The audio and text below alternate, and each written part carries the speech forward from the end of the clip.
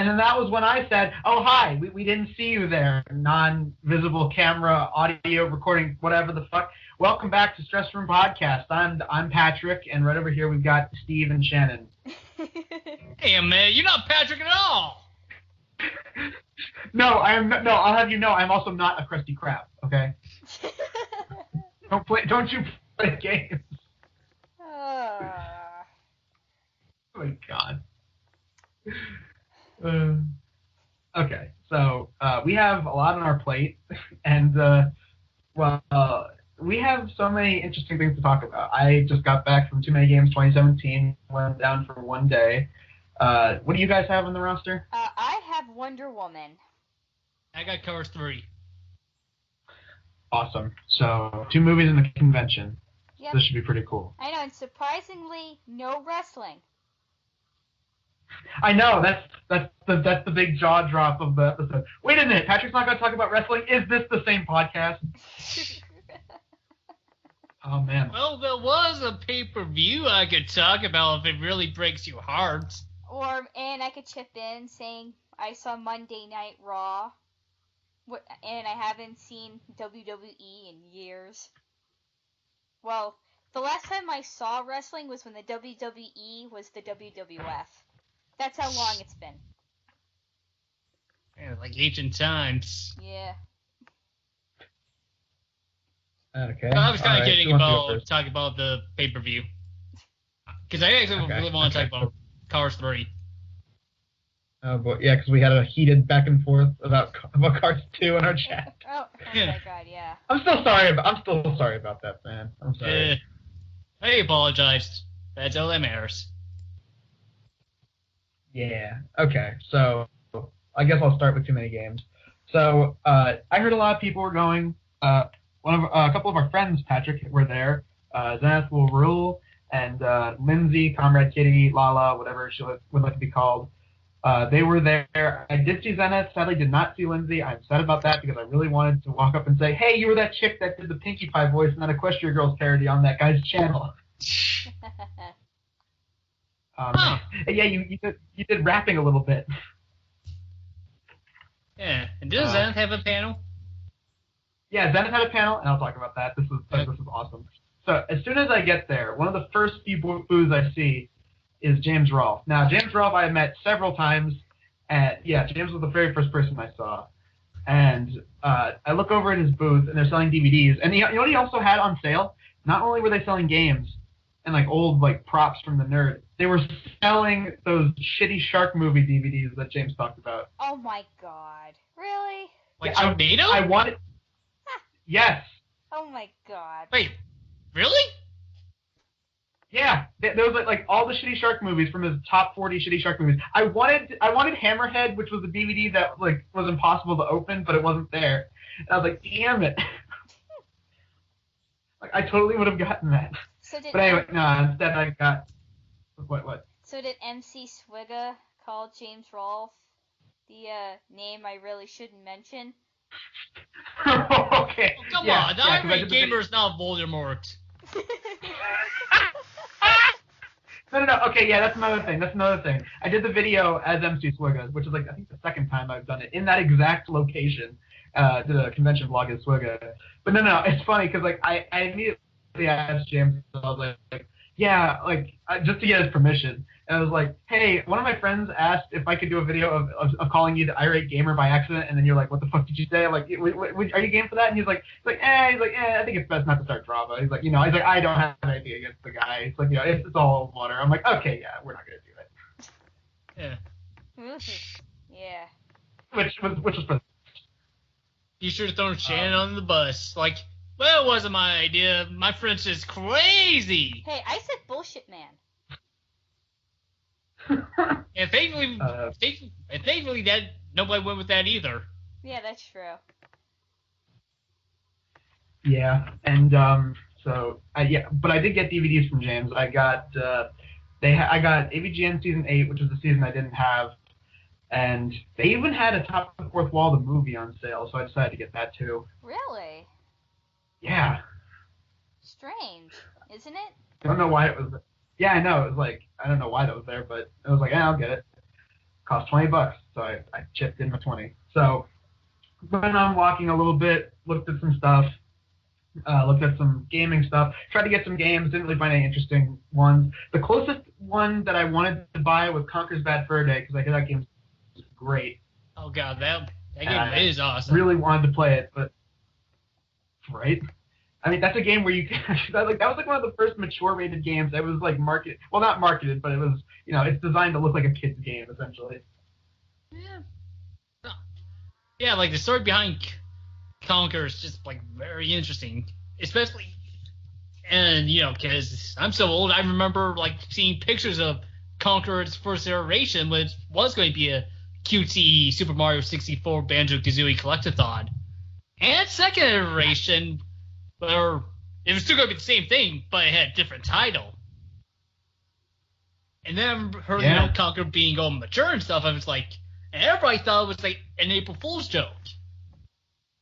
Well, it was no joke. No, it's funny because I remember I looked up the commercial for that game, and this is back when they had when they actually tried making game trailers that didn't really show a ton from the game. They actually tried to do like some live action stuff. And that has one of the best ones. It's a grungy hotel room with like a TV that's static. It's like a bunch of trash all over the floor. There's a hooker, and she's like on the phone with one of her friends, and she's like, yeah, we were up all night. And then like you see someone coming, you hear someone puking in a bathroom, and then they walk out, and it's a fucking squirrel. Conker's Bad Fur Day is great. I didn't get it because it was too expensive. But which is sad because I had a shit ton of money. Anyway. How much were they selling Conker for? Like 500, I think. Oh god. Wait, legit? I can't remember. I think it was 500. 500. 500. I don't. Well, here's the thing. Like, aren't Nintendo 64 games like really expensive on eBay? Not $500 worth. I could be wrong. I couldn't hear the guy. It was loud. Like, I thought it was 500. Maybe I misheard. I don't know. Yeah, but it's like... Yeah. Whatever. But I'm sure there was probably good... I'm sure there was a 5. I'd be shocked if it was less than 50 in the first place. Yeah. Yeah. They also had Donkey Kong 64, which, again, I was tempted to get, but I was like, nah. Which I hear that was a good game, too.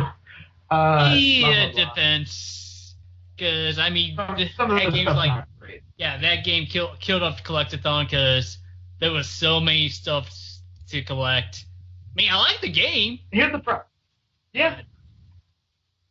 I think a big problem with Donkey Kong 64 was the switching selection. Like, you actually have to go back to a certain point in the game to switch between characters. Like, it should have been like, you use the D-pad on the controller to switch between people. It's like, I need to switch. Because, like, they give the Kongs different, like, abilities, and you need to switch through them. I mean, it's not that bad, because all the switching barrels are, like, fairly plentiful. Yeah. I see what you're saying. Exactly. Okay, so back to the con. So I was walking around a little bit. Next thing I noticed, Kid Icarus is there, and I love Kid Icarus. He's great. And I was like, oh crap, there he is. And it's funny because I checked the schedule to see if he was there, and I didn't think he had a booth or anything. And I was like, man, he came all the way from England to this, and I was like, man, he better be here on Sunday. So what I did was I got one of the movies that he reviewed, which was Chase, which he did not like. And as soon as I'm like, oh my God, you're Kid Icarus. He's like, yes, I am. I'm like, oh my God, dude, don't worry, I got your favorite movie of all time right here. Please find it. And he's just like, oh, this is my favorite movie ever. What he did was he took the marker and he scribbled out Cyber Chase. He's like, Scooby-Doo and the Shite. There you go. And I'll sign my name on the Phantom Virus's stupid face right there. Here you go. I was like, oh yeah. Nice. It was like an ultimate win. I was like, oh my God, that's great. I also saw a game reviewer. It was like these people, I didn't see them at booths. Like, I saw James at a booth. I saw some other bigger names at booths, and that's where I thought I was going to see them. No, they were just walking around. It was like, holy crap! It's like I get to see these people when they're just waltzing around amongst people. That's pretty cool. I got a picture with Johnny. Who else did I meet up with? Obviously, I met up with Zenith. that was pretty cool. I guess I could talk about the Zenith panel. Okay, so the Zenith panel was at 12:30, and it was it was like a fairly smaller room, but there was a fair amount of people there.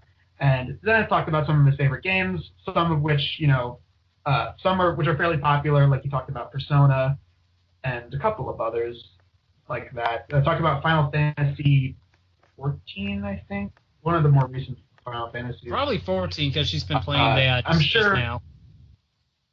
Yeah, there you go. Yeah, and then she started taking questions, and and I asked her if she would be interested in doing a Halo series of reviews because I, as an April Fool's Day joke, did it. It's actually going to be in my video. There's footage of me asking this question, and she gave me a shout out. She's like, this is one of my awesome fans, and we collaborated together, and he's super awesome. Thanks, Stevie. I was like, oh, thank you, Zen.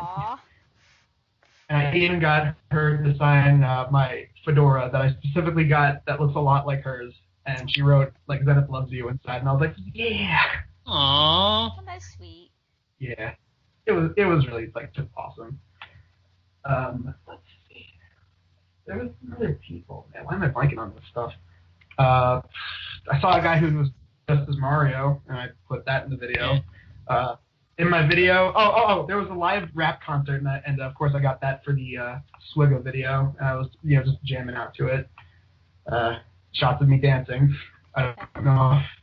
I don't know if it's either going to be really cool or really stupid. Because what they say about us white people and dancing, they say. Very true. Very true. Yeah. Oh, wait a minute. It was like. What? Yeah, you most of them meant the nerd. Again. For the 6th time. Yeah. So what? So what? Why do you care? I'm just saying. Yeah. Like. So. Yeah. So. I mean, I have 5 more times until I. Wow, that really went somewhere. But yeah. Well, it would have gone somewhere if you weren't so resistant to telling more stories. What? I thought we were talking about too many games. Okay, yeah. I guess I can go down that. Let's see. First time I met James was at the reveal of the AVGN trailer, which was at the Blob Theater. One of them was at Too Many Games 2013. One was at RetroCon 2014. Lots of them were like in convention areas like that. This is the 6th. There was 2 other times. I don't know why I'm blanking on these. Damn it. Fuck, I forget what the other 2 were, but yeah, it was mostly at these cons. Huh. Yeah. I'm just going to like you being the nerd for the 6th time at Too Many Games. That means you say, hey, talk about all the times you met the nerd, though it was very much appreciated. That was the 6th time. Okay. Alright, I think what else. Oh god, this is in the video, but I want to show this joke to you. I don't know if this is funny or not, but they had a giant inflatable Stay Puft Marshmallow Man in the convention, and as soon as I did a thing where as Swig I said, I'm like, and now we see a giant white version of Biggie Smalls right over here. That's pretty. What? Not funny? I'm sorry, saying that wasn't funny. Cricket. No, and then I also had a thing. I forget if I put it in the video or, but it was I was like, hey, you want to know how they defeat the bad guy in the new Ghostbusters 2016? And I just started punching in the groin area. I'm like, this is so stupid. Yeah. Yeah. But man, it was adrenaline, man. It really was. Oh, I saw Pat the NES Punk too. I didn't get a picture sadly, but it was like there was tons of people. One person I wish that I saw but I didn't see was Pixel Dan. I don't know if you guys know who that is. Nope. Yeah, he's like a toy action figure reviewer. He's pretty good. Nice. But yeah, obviously I met up with so many different people. And of course, it would have been great to see Lindsay because she said that she was at the con, and I was like looking for her like while I was checking out the booths, and I didn't see it, and I was like, damn it. And like when I got back, and she's like, where are you at the con? I'm like, I left, and she's like, aw. It's like, yeah, I know. I'm like, I'm sorry. That face. Maybe you just didn't recognize her because she now has flaming bright red hair now. Yeah. And it's so adorbs. Anyway, that pretty much sums up Too Many Games 2017, and yeah, I had fun. It was really, really good. Got lots of stuff signed. It was great to meet up with all people that I'd met up with, and it was just great. Now, you guys. All right, so a couple of weeks ago, I saw Wonder Woman, and thank God this movie came out because I was losing all hope with DC trying to make a decent movie, and I'm so glad Wonder Woman came out. And by the way, Paul Feig, if you're listening, I highly doubt it, but if you are, go see Wonder Woman, because that's how you make an empowerment movie. None of this women are smarter, boys are stupid crap. So the movie basically started with Gal Gadot and Chris Pine just saying, we wish we could be there with you, but we're not, so here's Wonder Woman, and then the movie played. I'm trying to remember, it's been like a good 2 weeks since I saw it. I'm trying to remember, let's see. Let's see. Wonder Woman is training at whatever island, magical Amazon island they were training at, living at. Ooh. Yeah, that and then. And she went World War I single-handedly. Bam. Yeah, pretty much. She's basically a super-powered version of Xenon, the warrior princess. It's kind of like that, but better. No, not better, but. Yeah, I'll take your word for it. I never say never saw Xena, but I never watched Xena. You know what I mean? Yeah, no, I watched like a few episodes way back when it was on. It was pretty good, but then it somehow ended up on the Logo channel. Me neither. For some reason, so I'm like, okay.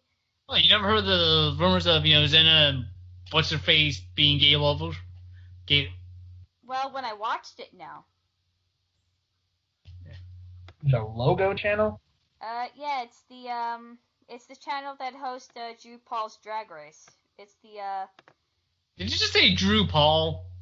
RuPaul. Oh my God. RuPaul. Huh. God. Rough week. My brain is fried. But is it a perfect movie?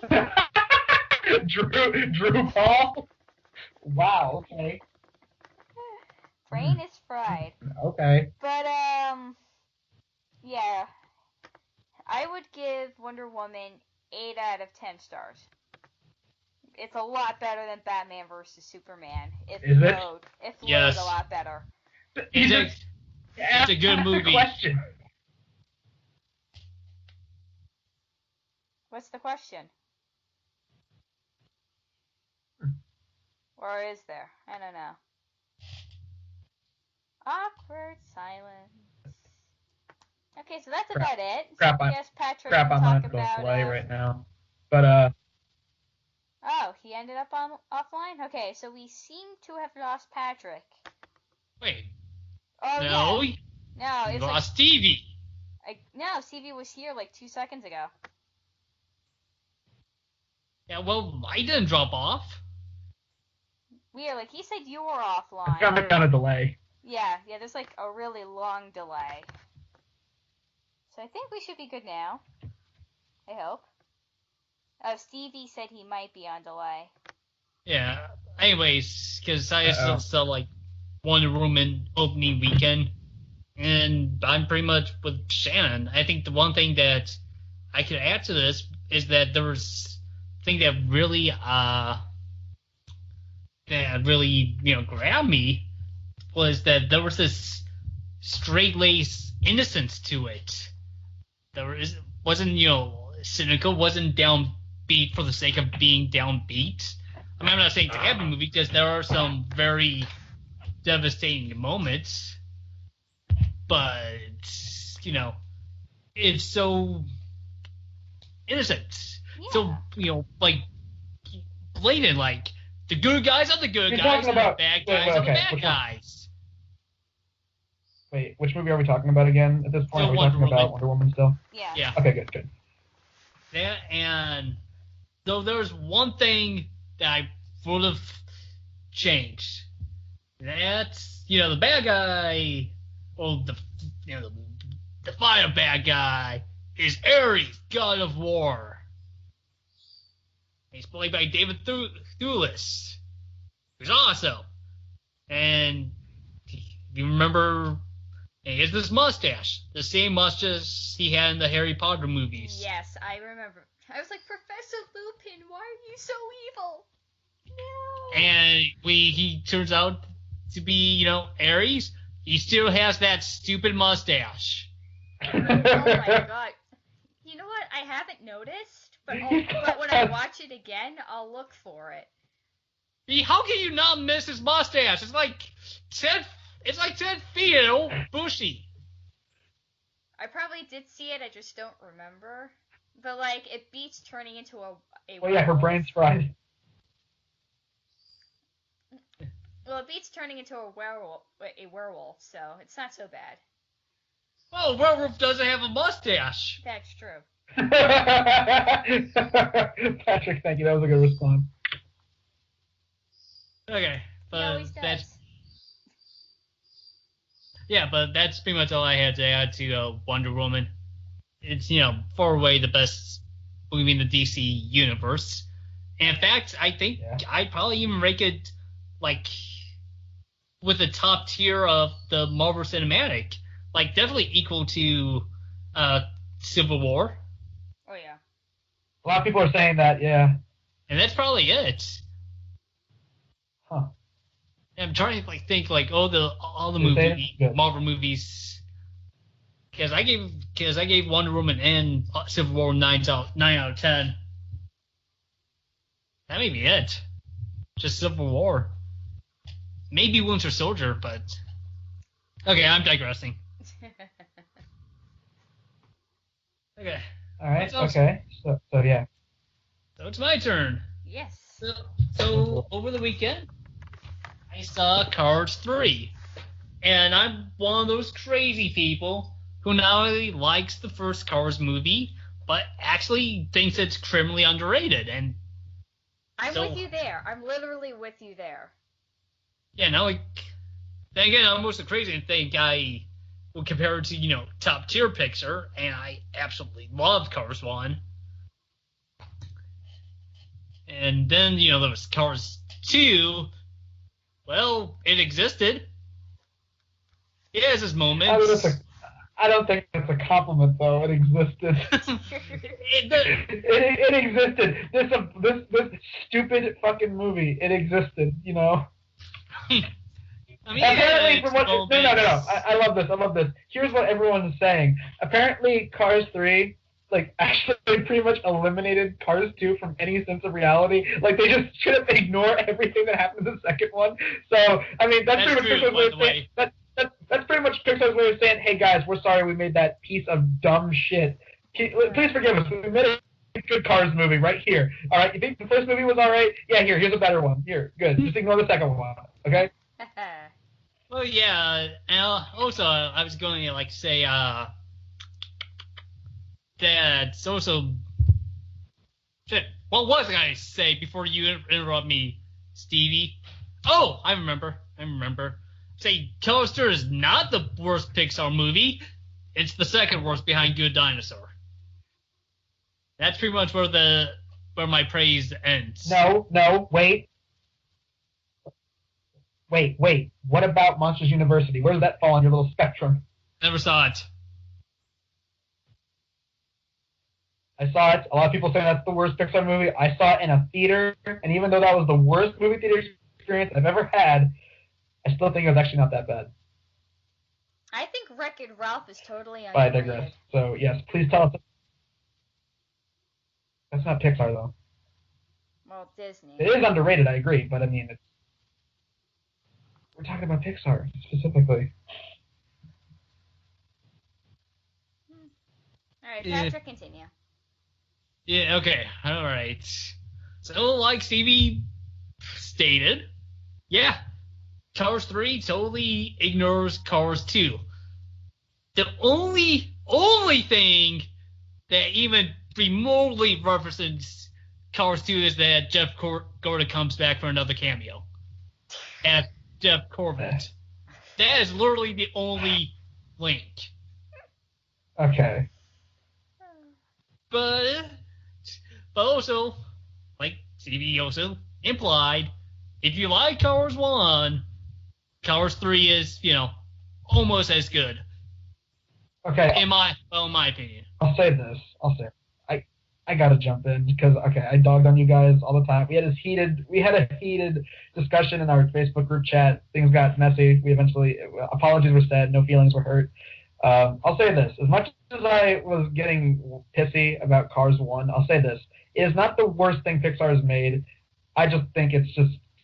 You guys say it's underrated. I think it's just kind of mediocre, in my opinion. It's just kind of blasé and, just kind of forgettable, in my opinion. But Cars 2 was way worse than Cars 1 was. I can easily watch Cars 1 and be like, this is just... It's a movie. Cars 2, on the other hand, is just this is Larry the Cable Guy animated for almost 2 hours, and that's just one of the biggest crimes to Pixar's legacy. And then you got this one, which I hear is awesome. So let's talk about that. Okay, so basically, let's just thing that I loved about Cars 1 so much was that I just loved the setting of Radiator Springs and all the characters in it. Sorry. Someone's plug in the throat. But basically, and Cars 3, the only reason I don't rate Cars 3 as an equal or above is because, Cars 3 doesn't spend much time at Radiator Springs, which is technically an unfair reason. And to, I guess, normal people, quote unquote, they would probably like Cars 3 more than Cars 1 if they just thought, well, Radiator Springs is okay. Or those characters are, cute, but, I don't love them. But also, talk about Larry the Cable Guy, he's barely in it. Yeah, that's the thing. I love it. No, don't feel bad. Mater was good in the first movie because he worked in small doses. You do not give Larry the Cable Guy a full 2-hour animated movie, especially one from Pixar. That's insulting. Yeah, but that's the reason why most people hated the second one. But I remember I saw the trailer for Cars 3 in front of Captain Underpants, and I was like, wow, Mater's in none of this trailer. I'm like, is Larry the Cable Guy just gone the entire movie? But yeah, apparently he's in just a small amount of film. Yeah, I think he has a smaller part in Cars 3 than he did in Cars 1. Not necessarily. So basically, Mater is the Pixar version of Jar Jar Binks. A lot of people do say that. I guess. I wouldn't go that far. I think I hated Jar Jar Binks more, but the thing is, imagine if one of the Star Wars movies was nothing but Jar Jar Binks. That would be absolute torture. Well, wasn't that Phantom Menace, though? Kind of. Sort of, yeah. Okay. So, actually talk about, movie, because it's, this movie Cars 3 reminded me of, somewhat, Rocky Balboa. Because it's a training movie. It's about the character getting back into the zone. Well, it's not like I said, yes and no. It's more lightning is being shown up by, the fancy new cars. So it's not like he's, trying to get back in the zone. He's just being outclassed. He's trying to, be relevant in a world where he no longer is. And that's really, the themes, how, everything goes full circle, between, the relationship he had with Doc Hudson in the first one, and now he's becoming, more like Doc. Especially, with a big, wreckage that blew everybody's minds when it was, the first teaser trailer. Ugh. Oh, that's right. That's right. In fact, you know what? I'll say this. I also want to say this. Doc was easily like one of the characters in the first movie. Mm-hmm. Was that it? Anyway. Yeah. But here's the thing. Yeah. I mean, like the reason that No, go on. Okay, I'm sorry. Blech. But yeah, the reason Doc was great was because Doc had a backstory, he had reason, and he actually had an arc. If you really think about it, because when you first meet Doc, he hates lightning because he pretty much like reflects a younger version. And he's like, I don't want this bitch boy in our town. So like, we don't want anyone of your kind because I don't want you represent me from when I was a cocky young version just like you. So I don't like you. But then, when Lightning finds out that Doc was a racer in the day, is like, I want to be like you. It's like, you don't want to be like me, because as soon as I got all wrecked up and I went back, no one cared about me. So, yeah, you're right. Without even seeing the movie, like, it really is kind of like Lightning is like going through what Doc went through. Yeah. And actually, speaking of Doc, God damn it. Sorry, I just bumped into my desk. It's okay. I mean, it's weird going back to the desk using my laptop instead of using the tablet again. But okay, speaking of Doc, they dragged Paul Newman back from the dead to reprise his role as Doc. Yay! What? Whoa, wait, really? Well, I mean, okay, fine. They just used cut lines from the first movie, and then apparently during like the recording sessions, Paul Newman would talk about racing a lot. Like, actual racing, and John Lasseter recorded every single story. So that's how, Paul Newman, came back from the dead to be Doc Hudson again. Oh, but, nice. I mean, yeah. So there's only like maybe 5 minutes, if that, of Paul Newman dialogue, but, he is back. Though they also brought back Chick Hicks. Sadly, he is now voiced by Michael Keaton. Oh God! They really brought him back. Yes. Yeah. I was like, they brought his character back. Yeah. I mean, he's just like a TV host.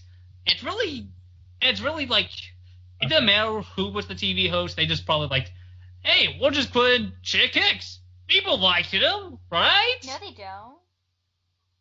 He's still a jerk, and nothing actually happens. He just, oh my gosh, Shannon.